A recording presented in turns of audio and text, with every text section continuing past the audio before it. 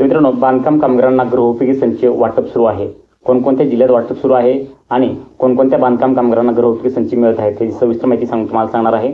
परंतु मित्रांनो, बरेच बांधकाम कामगार आहेत ते वंचित आहेत. कशामुळे आहेत की ज्यांचं नोंदणी झालेली आहे परंतु अद्यापही त्यांना रिन्युअल करायचं आहे, नूतनीकरण करायचं आहे, त्यांचं नूतनीकरण होत नाहीये.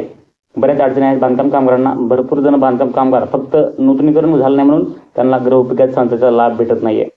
तर त्याबद्दल आपण आजच्या व्हिडिओत तुम्हाला सविस्तर माहिती सांगणार आहे. कोणत्या बांधकाम कामगारांना गृहोपयोगी संच भेटणार आहे, केव्हा भेटणार आहे आणि तुमच्या जिल्ह्यामध्ये सुरू आहे की नाही याबद्दल तुम्हाला संपूर्ण डिटेल आजच्या व्हिडिओत तुम्हाला सांगणार आहे.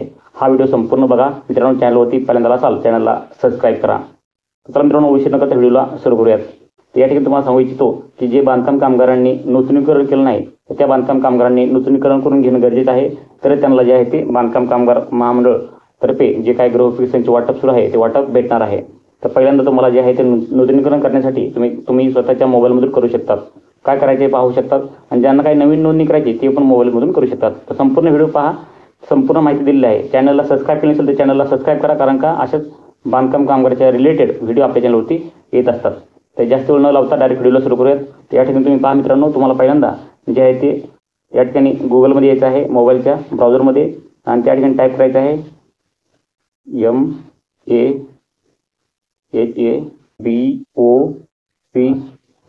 MAHABOCW असं टाईप करायचं आहे. या ठिकाणी तुम्ही पाहू शकतात MAHABOCW.in असं टाईप करायचं आहे आणि सर्च करायचं आहे.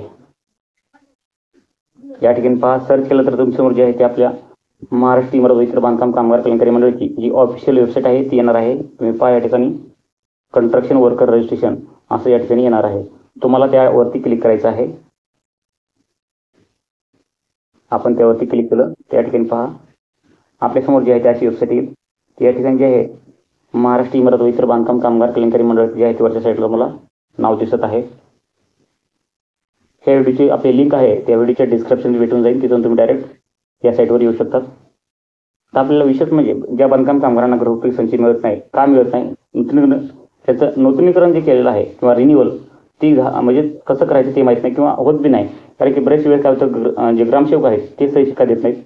अशा वेळेस त्यांना जे आहे ती आपलं मागील वर्षात 90 दिवस किंवा त्यापेक्षा जास्त दिवस काम केलं प्रमाणपत्र असतं, त्याच्यावरती जे काही खेडेगावातले आहेत त्यांना ग्रामसेवकचा सही शिक्का घ्यावा लागतो त्या प्रमाणपत्रावरती, तरच त्यांना त्या ठिकाणी त्याचं जे आहे ते नूतनीकरण करता येते. त्या ठिकाणी मित्रांनो आपल्याला ऑप्शन किती भेटतात त्या साईटवरती. तर तुम्हाला ह्या साईटवर नोंदणी जर केली तर तुम्हाला भरपूर योजनेचा लाभसुद्धा तुम्ही घरी बसल्या घेऊ शकतात. आपल्याला नोंदणी करण्यासाठी कंस्ट्रक्शन वर्कर रजिस्ट्रेशन या साईटवर जावं लागतं. त्यानंतर construction worker apply online for claim म्हणजे तुम्ही योजनेचा लाभ या ठिकाणी घेऊ शकता. त्यानंतर जे आहे ते कंस्ट्रक्शन वर्कर ऑनलाईन रिन्युअल, तुम्ही नोंदणी केली तर 1 वर्षानंतर तुम्हाला रिन्युअल करण्याचा पर्याय या ठिकाणी दिलेला आहे. त्यानंतर update your construction worker registration, तुम्ही या ठिकाणी तुमचं जे आहे ते अपडेट करू शकता वर्करचे जे आहे ते रजिस्ट्रेशन. त्यानंतर कंस्ट्रक्शन वर्कर प्रोफाईल लॉगिन, हे महत्त्वाचा ऑप्शन आहे, कारण का कंस्ट्रक्शन वर्कर जे आहेत जे बांधकाम कामगार आहेत त्यांची प्रोफाईल या ठिकाणी चेकिंग केली जाते आणि त्यांचं ॲक्टिव्ह आहे की नाही, इनॅक्टिव्ह आहे नोंदणी, त्यानंतर त्यांची सक्रिय आहे की नाही, त्यानंतर त्यांचं जे संपूर्ण बायोडाटा, बांधकाम कामगाराचं नाव, त्यामध्ये नंतर तुमचा मोबाईल नंबर, बांधकाम कामगाराची संपूर्ण A to Z माहिती, नोंदणी आहे ते रिन्युअल कधी होणार आहे किंवा नूतनीकरण कधी करायचे ही संपूर्ण तारीख A to Z माहिती त्यामध्ये दिलेली असते बांधकाम कामगाराच्या प्रोफाईलमध्ये. तर असे या ठिकाणी ऑप्शन भेटतात. त्यानंतर तुम्ही पहा या ठिकाणी आपण जर नोंदणी करायला गेलो तर पाठीमाग आपण एकदा तुम्हाला सांगितलं होतं की नोंदणी करताना आपण या ठिकाणी एक ऑप्शन गायब झालेलं आहे. कुठलं, जिल्हा ज्या ठिकाणी येत होता त्या ठिकाणी जिल्हा येत नाही. आता आणखीन एक प्रॉब्लेम वाढलेला आहे या ठिकाणी तुम्ही पहा. आता सध्या मी ज्यावेळेस व्हिडिओ रेकॉर्डिंग करत आहे त्या ठिकाणी तुम्ही या ठिकाणी असा एरर येत आहे, your connection is not private, या ठिकाणी तुम्ही पाहू शकता असं या ठिकाणी आलेलं आहे. कोणाकोणाला असं आलेलं आहे, तुम्हाला पण असं आलेलं आहे का, नक्कीच आम्हाला कमेंटद्वारे कळवा किंवा आपल्या टेलिग्रामवर जाऊन तुम्ही टेलिग्रामवर तुमचा स्क्रीनशॉट पाठवू शकतात. आपलं व्हिडिओच्या खाली डिस्क्रिप्शनमध्ये आपलं टेलिग्राम नावाचं चॅनल आहे किंवा ग्रुप आहे, तुम्ही जॉईन व्हा आणि नंतर मला स्क्रीनशॉट पाठवा कोणाकोणाला असा प्रॉब्लेम येत आहे. नक्कीच आम्ही तुम्हाला त्या ठिकाणी भरपूर जणांनी जर कमेंट केला तर आपण त्यावर पर्याय काढू शकतो. तर आपण बघूयात नूतनीकरण करताना काय अडचण येत आहे का, कारण की बऱ्याच बांधकाम कामगारांना नूतनीकरण करावं लागतं आहे, त्यावेळेस काय अडचण येते का, कारण की नूतनीकरण केलं तर त्या ठिकाणी बांधकाम कामगारांची आहे ती गृहोपयोगी संचाचा लाभ भेटणार आहे. तुम्ही पाहू शकता. आपण रिफ्रेश करूयात, तुम्हाला अनेकदा दाखवतो की आपण कुठे टिक केलेलं आहे. तुम्ही या ठिकाणी पहा, हे कंस्ट्रक्शन वर्कर ऑनलाईन रिन्युअल या ठिकाणी आपण क्लिक करत आहोत. तुम्ही पहा एकदा टच केलं, या ठिकाणी डबल बघा तुम्हाला जसं तसं ऑप्शन आलं आहे, जे म्हणजे your connection is not private असं या ठिकाणी ऑप्शन येत आहे. मग काय अडचण आहे, काय प्रॉब्लेम, काय समजून येणार तर नक्कीच तुम्ही भरपूर जाणणे असं बऱ्याच कोणाकोणाला प्रॉब्लेम येत आहे. नक्कीच आम्हाला स्क्रीनशॉट मारून आपल्या व्हिडिओचं जे खाली टेलिग्राम चॅनल आहे त्या ठिकाणी तुम्ही स्क्रीनशॉट पाठवू शकता ग्रुपवर. त्या ठिकाणी खाली आपण चेक करूयात आणखीन कुठल्या विषयाला म्हणजे बांधकाम कामगाराच्या आणखीन कोणत्या कोणत्या पर्यायामध्ये असं येत आहे. जर आपण बांधकाम कामगारामध्ये नोंदणी केली तर आपल्याला लाभ घ्यायचा असेल, शिष्यवृत्तीच असो किंवा प्रेग्नेंटी नाही का, डिलिव्हरी, बांधकाम कामगाराची जर त्यांच्या पत्नी जर प्रसूतीसाठी असेल तर त्यासाठी नॉर्मल प्रसूती झाली त्या ठिकाणी 15,000 भेटतात आणि सिझर प्रसूती झाली त्यांना 20,000 भेटतात.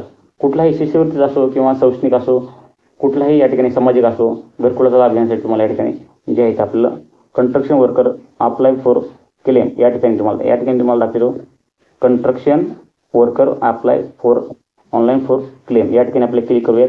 कुठल्याही योजनेचा लाभ घेण्यासाठी आपल्याला या ठिकाणी क्लिक करावं. या ठिकाणी क्लिअर केले या ठिकाणी दाखवत आहे की आपण भरपूर ऑप्शनवरती क्लिक केलंय.